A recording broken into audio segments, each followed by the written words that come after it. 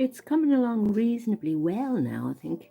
And I showed you how these bits are done with just long straight stitches sort of radiating out a bit, but I want to show you how these little furrows in the field are done, because they're a slightly different stitch, and I'll show you how it looks on the lamp. And I do quite like the way the light is showing through those fields now at the moment. It sort of lights them up, doesn't it? So it's quite attractive, and it lights up the road as well because it's in thin fabric. I've got a little house to go yet, got a little tractor up there, but I'm going to work on the mountain first, so I'll show you that stitch on the mountain, okay? So meet me on the mountain. So before I sew this bit, I'm going to split the thread to 3 strands from the original 6. So just separate it, and I'll be using 2 or probably 3 different colors in this, because you can see how it sort of enlivens it to use a few colors. So it's kind of 2 outside lines filled in with kind of a satin stitch I used in a different color, but I'm also picking up highlights of the sun. You'll notice that around the design I've used some bits of orange, and that ties the whole thing together, but it's also going to pick up the sun. I haven't filled in the stitching for the sun yet, but they're going to be warm colors for this kind of, I've decided it's a sunset scene, an autumn sunset scene, because none of the fields are green, you see. I love this style of bobbin, so I'll put the thread I'm not using on that. So you can see I have a lot of curved lines going in those little furrows in the fields, and I'm doing the same on the mountains. I want some curviness going on. So the way I do that is go forward as if to make a stitch. I've come through from the back, knotted in the back, go forward as if to make a stitch, then come back a little bit to a sort of halfway point of the stitch, and then make a little couching stitch across the stitch, and you can pull it out to the back, or if you're feeling confident you can go on to the next position, but maybe go through to the back for the first few ones till you get used to it, and you end up with a little curve, you see. So your overall line is curving, or that's the design I'm doing anyway, but I'm going back, doing a little back stitch, then only coming up to halfway. And it's nice to have some curves in a design, as well as the mostly kind of straight lines I've been doing, you see. So I'm going to do 2 lines of those, and then do a fill in a different color along the style of these, you see. It'll give it a different look from this kind of a stitch. But it is very handy for making curvy shapes. So if you wanted a line with any kind of a curve in it, you can just put these little stitches at any points you want in the line to get it to curve the direction that you want. So I'm nearly ready to do my fill. So you might know satin stitch already, because it's one of those incredibly handy stitches for filling shapes. And you just go do lines of stitches, really. For this one that I'm doing, it's a line of stitches beside each other, close beside each other.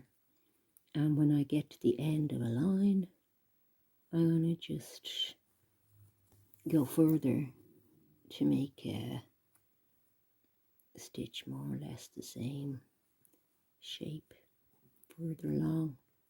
Okay, so I'm making a stitch there, but going further to create the new line, and I'm going to fill in the whole thing like that. I put a extra colour across those, because it's like painting a picture. You add more colours on if you want. So I just came across with a little stitch in the orange to show sunlight picking up those furrows in the field.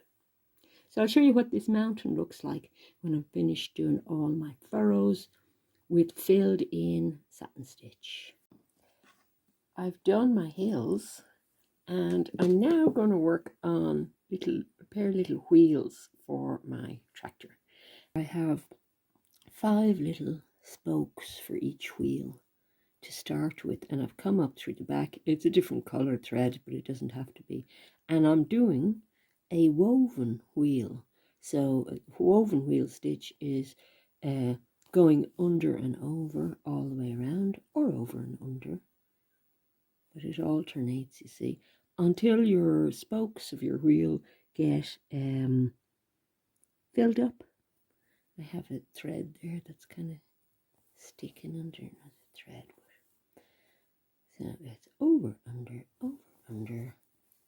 all the way around, and keep going right to the outside of those spokes of the wheel.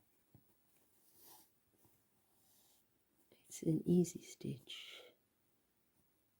See the way it's starting to build up? So there's one wheel on my tractor, and I'm coming up to do the other one now. Cute stitch, isn't it? Right, there's the little tractor going across the field.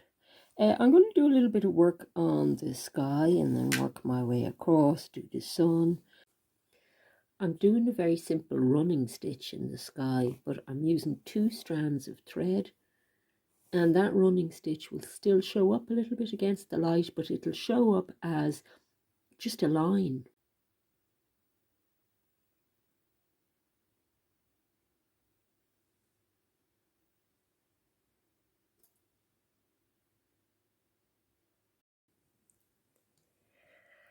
So I have this all finished now, and it's just a question of getting it onto the lamp. Obviously, if you're doing it as just a wall piece, you're going to put some sort of tucking in at the sides and backing on it, and maybe a few tabs and dowel rods or sticks, top and or bottom, to hang it by. But I'm going to fit it to the lamp now, get it to exactly the right shape, and just do some finishing. So I think it's going to be very nice. I'm going to clip it on and try and get my seam to line up with the seam that's already on the lampshade.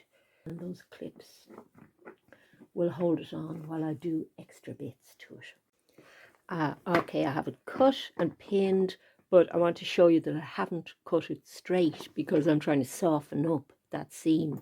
And I do have it trimmed fairly tight, so it's slightly nerve-wracking doing the cutting. But don't forget, you can also add pieces of fabric at this stage if you want, because you're going to do a little bit of sewing across to make it look like a more continuous design, but really it's just to hold these 2 pieces together. And you're not really looking for perfection with this, you're just looking to sort of match the style a bit. My seam is here, but you can hardly see it, and it was very quick and easy to do. So I've exited at the top because I want to sew the top and the bottom across this thing, this edge. Once we have it lined up, then we're going to whip stitch across. Well, this is it with the lights off. But let's see what it looks like with the lights on. Oh yeah, very cute. It's got the big dark sections in the foreground, but there's still a lot of light coming through, and there's loads of colour with that lovely warm pink. You can see a bit of a seam, but there was a seam in the original lampshade, so I don't mind. It's kind of integrated with the design a bit. And it's very warm for the sunset autumn scene. So I like that it's got that warm glow. Yeah, pretty happy. That should add a little bit of warmth in the winter, don't you think?